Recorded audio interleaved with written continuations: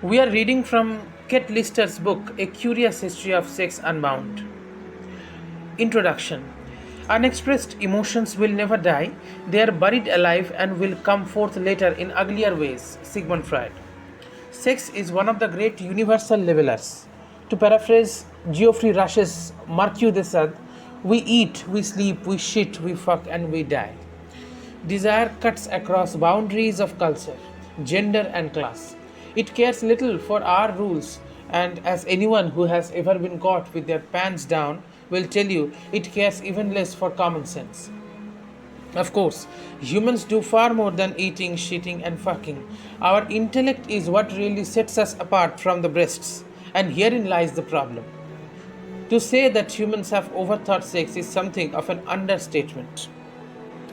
All life on this planet shares the desire to reproduce, but what makes humans unique are the infinitely complex and varied ways we seek to gratify our sexual desires.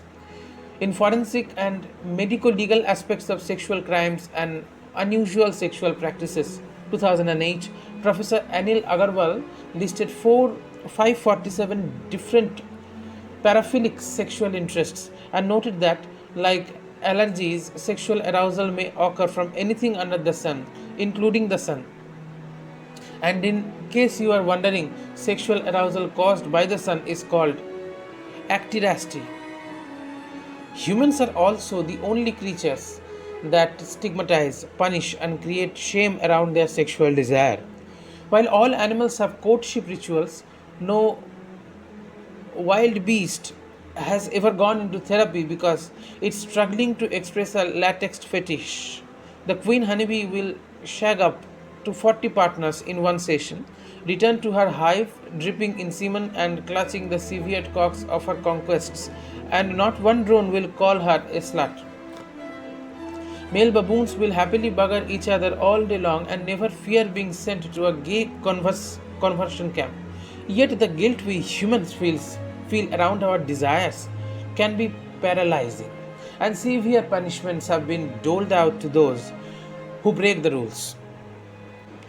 Colombian novelist Gabriel Garcia Marquez once wrote that everyone has three lives: a public life, a private life, and a secret life. Paradoxically, our secret life is us at our most honest. We force this honest piece of ourselves into secrecy because the systems we have created have rendered it incompatible with our public and private lives. In an effort to control this secret part of ourselves, humans turned sex into a moral issue and developed complex social structures to regulate our urges. We invented categories to try to control it: gay, straight, monogamous, virginal, promiscuous, etc. But sexuality does not fit neatly into man made boxes. It spills over, and that's when things get messy. When we try to suppress our desire, it becomes a fault line running underneath our structures of morality, ethics, and decency. But when the pink mist descends, people will still risk the earthquake to have an orgasm. The act of sex itself has not changed since we first worked out what went where.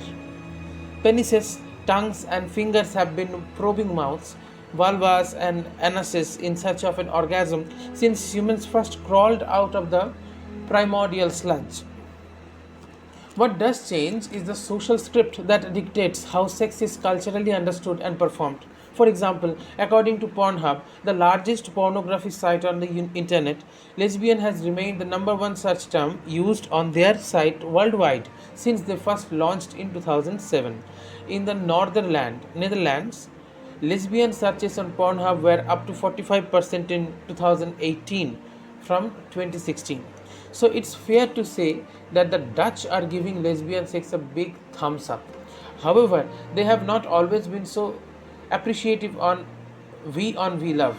Between 14,000 and 1550, 15 women were burnt alive in the Netherlands as female sodomites.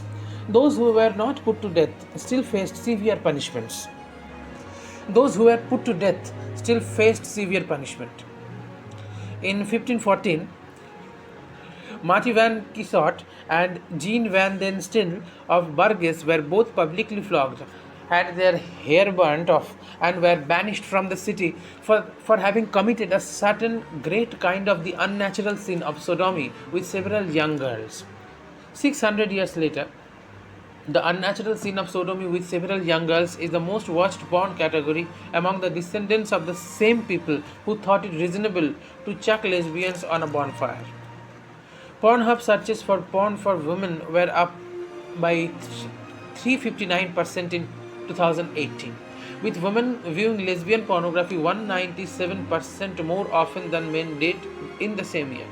This would have come as quickly as quite a shock to Dr. William Acton, who claimed that the majority of women, happily for them, are not very much troubled with sexual feeling of any kind, and what the Sunday Express editor James Douglas would have made of all this is anyone's guess. In 1928, Douglas attacked Radcliffe Hall's landmark lesbian novel, The Well of Loneliness, writing, "This pestilence is devastating the younger generation. It is wrecking young lives. It is defiling young souls." Douglas urged society to cleanse itself from the leprosy of these lepers. And yet, here we are 90 years later, with millions of women around the world jilling off to such pestilence with our leprous souls intact. What a time to be alive! This is a book about how attitudes to sex have changed throughout history. It is a curious history of sex and some of the things we have done to ourselves and to each other in the pursuit and denial of the almighty orgasm.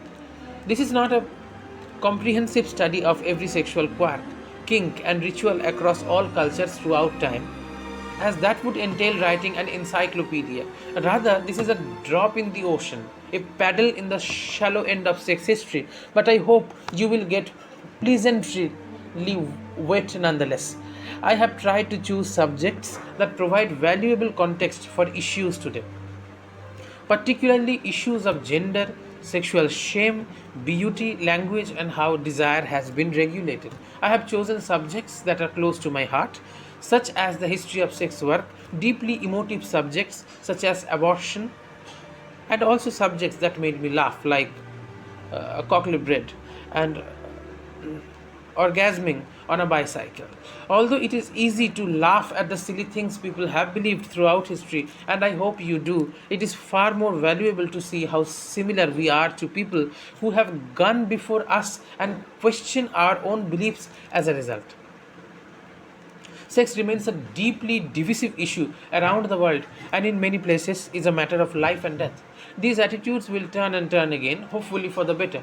But we will never arrive at a place where sex is free of stigma and shame unless we first know where we have come from. A note on the use of language. As far as offensive language goes, you are not entering a hard hat area.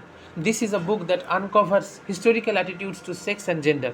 Our ancestors had little understanding of gender fluidity and understood gender as binary and biologically determined. As a result, much of the historical material in this book defines women as having vulvas and men as having penises. For example, in the chapter on the history of the word cunt, cunt is understood to be the genitals of a woman. Today we know that some women have cunts and some do not, just as some men do and some do not. But our ancestors did not view gender or biology in such terms. They understood cunt as being a woman's genitals. While this may be offensive to modern ears, understanding historical attitudes to gender identity and sexual morphology is essential if we are to fully appreciate how heteronormativity and constructs of the binary of masculine and feminine came to dominate cultural narratives today. The slang used throughout this book is all genuine historical slang and is followed by the date it was first recorded. My primary source for the historical slang is Jonathan Green's Dictionary of Slang, which I cannot recommend enough if you want to learn more.